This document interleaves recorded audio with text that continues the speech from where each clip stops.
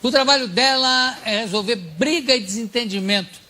Eu vou começar com a mediadora de conflitos, Gabriela Asmar. Venha para cá.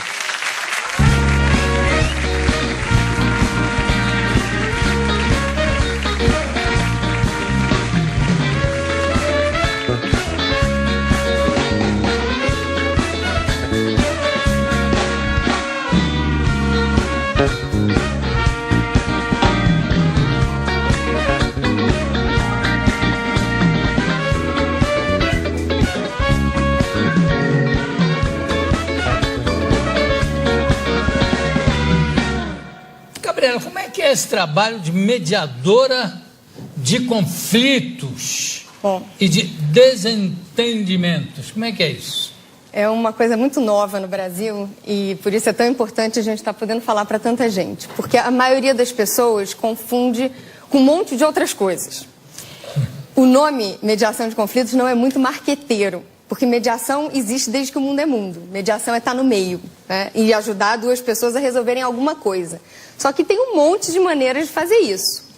A maneira que a gente chama de mediação de conflitos, que é um método específico, tem no mundo uns 30 anos, no Brasil uns 9 anos, pelo menos é esse o tempo em que eu estou aqui tentando resolver alguns conflitos por esse tipo de metodologia.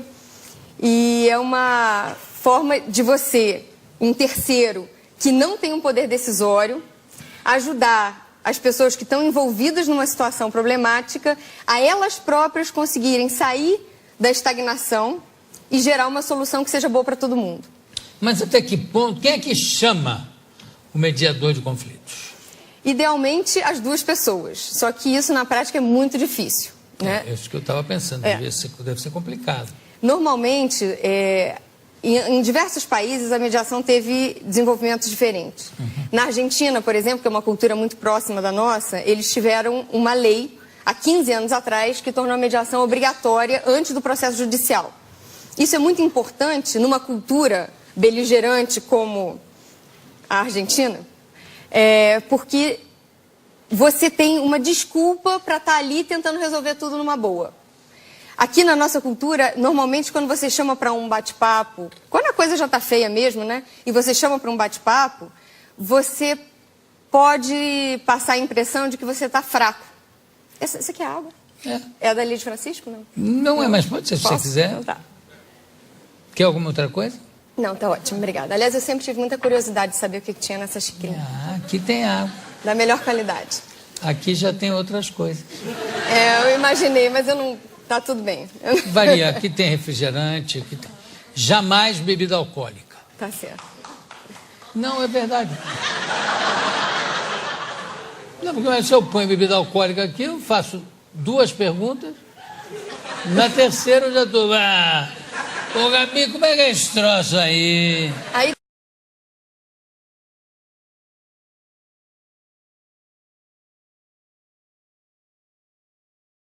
Sopinha. Muito bom. Café. Saudável. Café ajuda muito. O que você quiser tomar aqui. Principalmente se o papo tá chato, café é muito saudável, né?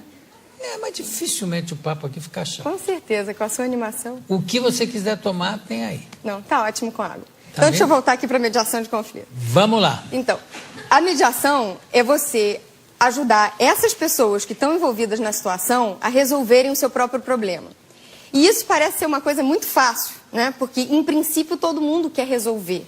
Só que, de fato, não é bem assim que a banda toca. Existe uma expressão que a gente usa chamada escalada do conflito. Quando ainda está tudo mais ou menos bem e as pessoas ainda têm a capacidade de se falar e se ouvir, que é mais difícil do que falar, né?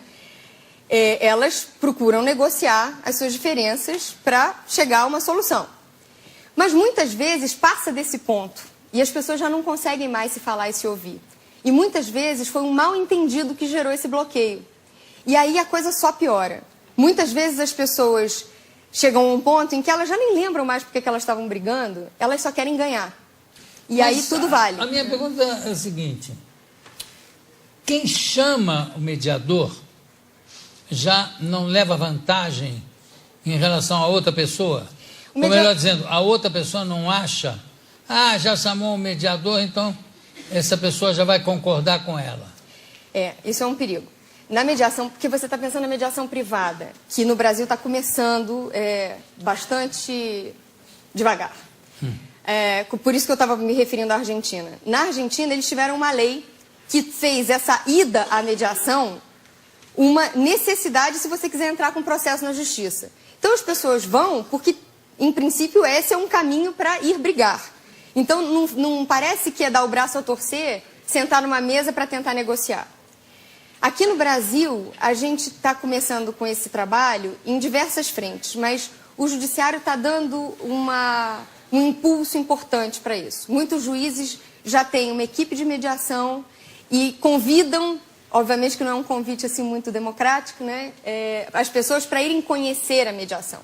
E o que importa é que, chegando, as pessoas entendam qual é o objetivo do processo e aí sim elas entram em mediação. Porque o processo tem que ser voluntário. Agora, quais são as situações típicas em que se procura um mediador?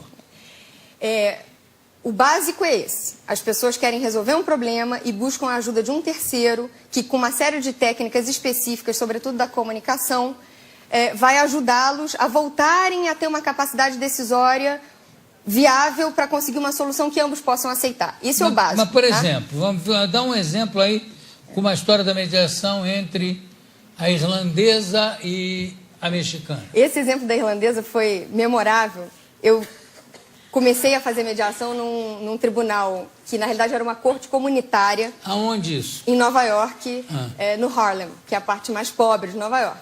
Então, tem muita gente que chega com toda a sua bagagem cultural